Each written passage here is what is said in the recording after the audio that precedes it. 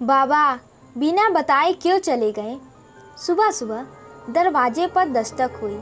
तब मिसेस कपूर ने दरवाज़ा खोला।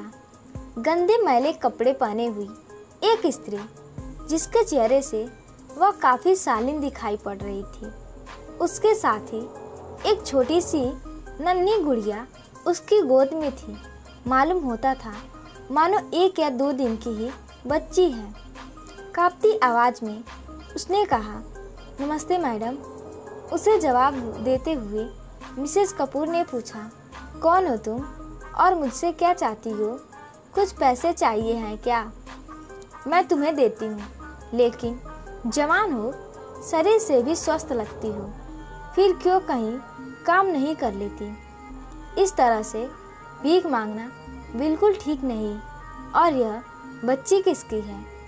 कहीं किसी की बच्ची चुरा कर तो नहीं ले आई? एक ही सांस में मिसेस कपूर ने कई सवाल कर डाले। जी नहीं, मेरा नाम राधा है। मैं पास ही के गांव की रहने वाली हूँ और यह किसी और की नहीं, मेरी ही बेटी है।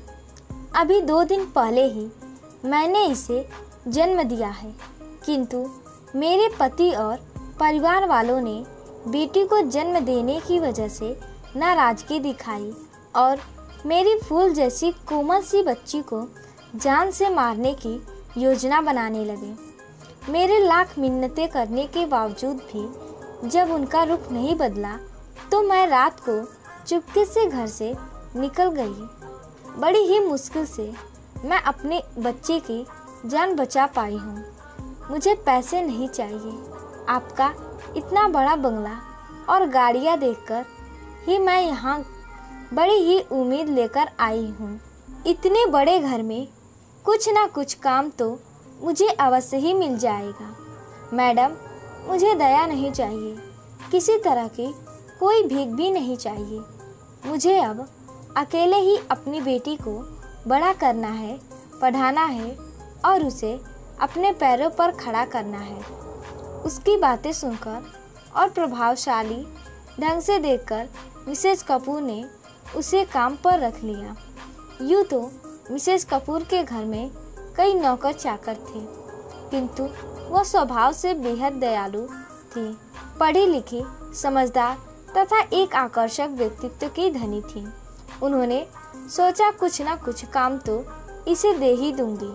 और वैसे भी उन्हें बेटियों से बहुत लगाव था। उनकी स्वीकृति मिलते ही राधा के चेहरे पर इत्मीनान की झलक स्पष्ट रूप से दिखाई दे रही थी। मिसेस कपूर ने उसे घर के अंदर बुलाया, कुछ खाने पीने को दिया और उसके बारे में सब कुछ जानना चाहा। तभी राधा ने उन्हें अपनी कहानी सुनाई। मैं पास के गांव में रहने वाले सरपंच की बहू हूँ। घर में रुपए पैसे की कोई कमी नहीं, इज्जत भी बहुत है। मेरी शादी को 2 वर्ष हुए हैं। शादी के 1 वर्ष के पश्चात ही मैं गर्भवती हो गई। घर में बेहद खुशी का माहौल था। मेरी देखरेख में कोई कसर नहीं छोड़ी थी। देखते ही देखते 9 महीने बीत गए और फिर मैंने एक कन्या को जन्म दिया। बेटी होने की बात सुनते ही मानो पूरे घर को सांप ही सूंघ गया हो। सभी निराशवादी की तरह मौन व्रत ले चुके थे। कोई मेरे पास तक नहीं आया। उसी दिन रात को मेरे कानों में बुदबुदाने की आवाज़ें आईं। मैंने कान लगाकर सुना तो मैं चौंक गई। वहाँ तो मेरी बेटी को मार डालने की योजना बनाई जा रही थी। बस मैडम, मौका मिलते ही मैं अपनी बच्ची को लेकर वहाँ से खाली हाथ निकल पड़ी।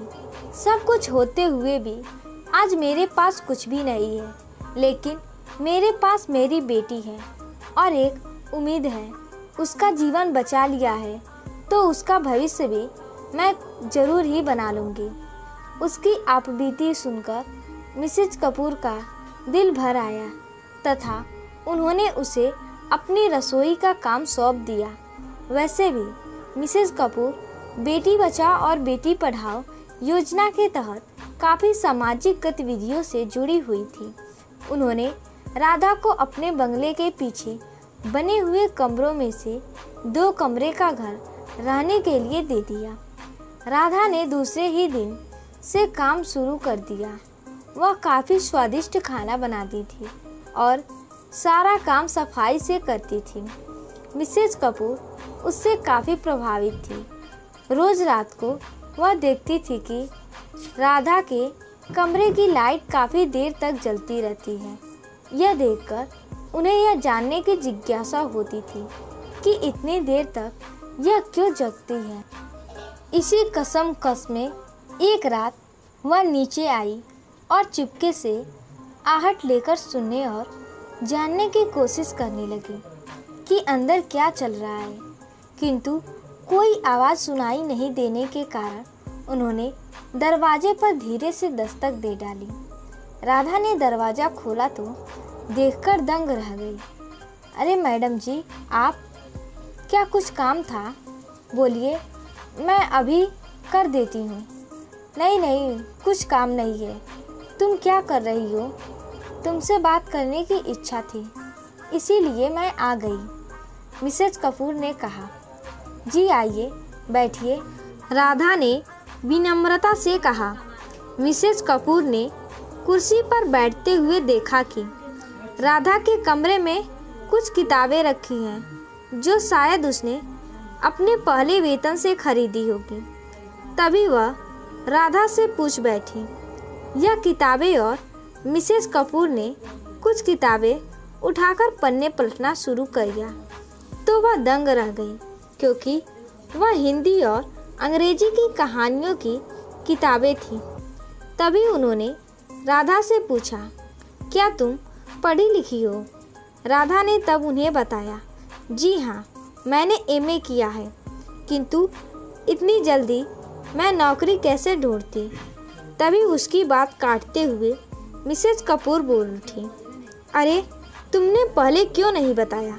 मैं आज से ही किसी अच्छे स्कूल में तुम्हारे लिए बात करती हूँ। राधा खुशी से फूली नहीं समा रही थी। कुछ ही दिनों में एक अच्छे स्कूल में हायर सेकेंडरी के टीचर के पद पर काम करने लगी। धीरे धीरे वक्त निकलता गया। उसकी बेटी अनुराधा भी बड़ी हो रही थी। वह भी अपनी माँ की ही तरह शालीन सरल स्वभाव वाली व काफिलिए राधा को कोई डर नहीं था। धीरे धीरे अनुराधा की पढ़ाई का खर्च बहुत अधिक बढ़ने लगा। राधा उसकी पढ़ाई को लेकर चिंतित रहने लगी। उसको चिंतित देख मिसेज कपूर ने चिंता का कारण पूछा। तब राधा ने कहा, मेरी बेटी अनुराधा को मेडिकल कॉलेज में प्रवेश मिल गया है, परंतु वहाँ की फीस बहुत ज़्यादा है। मैं इस बात को लेकर बहुत परेशान हूँ कि यह सब मैं कर पाऊँगी। मिसेज कपूर तो बेटियों की प्रगति के लिए हमेशा ही तैयार रहती थी। उन्होंने तुरंत ही उसकी फीस की जिम्मेदारी भी उठा ली। धीरे धीरे समय बीतता गया और अनुराधा की पढ़ाई पूरी हो गई और वह एक बहुत बड़े अस्पताल में डॉक्टर के रूप में कार्यरत हो गई। अनुराधा बहुत ही मेहनत और लगन से काम करने वाली लड़की थी और अपने मरीजों का बहुत ख्याल रखती और बड़े ही प्यार से उनके साथ रहती थी। अस्पताल में वह सभी की प्रिय थी। अचानक एक दिन उनके अस्पताल में एक अधेड़ उम्र का व्यक्ति भर्ती हुआ जो काफ़ी कमज़ोर लग रहा था। शायद किसी बड़ी बीमारी ने उसे अपनी चपेट में ले लिया था। खून भी शरीर में काफ़ी कम हो गया था। उसे देखने तथा उसका इलाज करने की जवाबदारी डॉक्टर अनुराधा को सौंपी गई थी। वह उस इंसान से मिली, उसकी तबीयत का हाल चाल भी पूछा तथा उसका इलाज शुरू कर दिया। खून की अत्यधिक कमी की वजह से सबसे पहले उन्हें खून चढ़ाना था, लेकिन उनके खून से मिलता खून मिल ही नहीं पा रहा था। किंतु जैसे ही अनुराधा ने उनका ब्लड ग्रुप देखा, वह खुशी से झूम उठी। बोली, यह तो मेरा भी ब्लड ग्रुप है, मैं इन्हें अपना खून दे सकती हूँ। तुरंत ही उसने अपना रक्तदान कर दिया। मरीज के शरीर में रक्त पहुँचते ही उसमें थोड़ी सी ताकत आई। उन्होंने डॉक्टर अनुराधा को बुलाया और कहा, बेटी, मैं तुम्हें धन्यवाद देना चाहता हूँ। तुम बहुत ही अच्छी हो। तुम्हारे माता पिता जरूर ही तुम पर नाज करते होंगे। बाबा, आप आराम करिए। कहकर अनुराधा वहाँ से चली गई। उसे डर था कि कहीं वह इंसान उससे उनके पिता के बारे में ना पूछ ले, क्योंकि वह अपने पिता के बारे में सब जानती थी। अचानक उसी दिन राधा की तबीयत खराब हो गई और मिसेस कपूर उन्हें अस्पताल ले आईं। राधा को उस मरीज के बाजू वाले पलंग पर ही लिटाया गया। वह बेहोशी की हालत में ही थी। अनुराधा लगभग दौड़ते हुए माँ की आवाज़ लगाते हुए आई। तभी माँ ने भी करवट बदल दी और अनुराधा को चिंतित देख पलंग से उठ बैठे। पूछा, क्या हो गया अनुराधा बेटी? अनुराधा ने अपनी माँ की तरफ इशारा करते हुए कहा, देखो ना बाबा, मेरी माँ की भी तबीयत बहुत खराब हो गई है। उनके लिए आप भी भगवान से प्रार्थना करिए। बाबा ने जैसे ही उसकी माँ की तरफ देखा तो उनके पैरों तले ज़मीन खिसक गई। अरे, यह तो राधा है। तो क्या अनुराधा मेरी बेटी है? उनकी आंखों से आंसुओं की धारा बह रही थी। मन बेचैन था, घबराहट हो रही थी। वह भी राधा के होश में आने का इंतजार कर रहे थे। कहीं राधा ने दूसरी शादी तो नहीं कर ली? नहीं, वह ऐसा नहीं कर सकती। तभी राधा को होश आने लगा। उससे पहले कि राधा पूरी तरह होश में आए, वह उसका सामना करने के ख्याल तक से डर गए। तभी उन्होंने अनुराधा से कहा, बेटा, तुम्हारे पिताजी को बुला लो।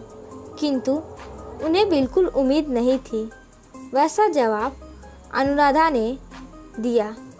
जवाब मेरी माँ और पिता दोनों की जवाबदारी मेरी माँ ने अकेले ही उठाई है। जिस दिन मेरा जन्म हुआ था उसी दिन मेरे पिता मेरी माँ के लिए मर चुके थे। मेरी माँ के पास दो ही विकल्प थे, उन्हें मुझ में और मेरे पिता में से किसी एक को ही चुनना था, और वह एक मैं थी। क्योंकि मेरे पिता को अगर चुनती तो मैं मार दी जाती और मेरी माँ मुझे जिंदा रखना चाहती थी। इसलिए मेरी माँ ने पिता के जिंदा रहते हुए भी अपनी मांग का सिंदूर मिटा दिया था, और मैं एक विधवा की बेटी हूँ। पिता के होते हुए भी यही सिखाकर मुझे मेरी माँ ने बड़ा किया है।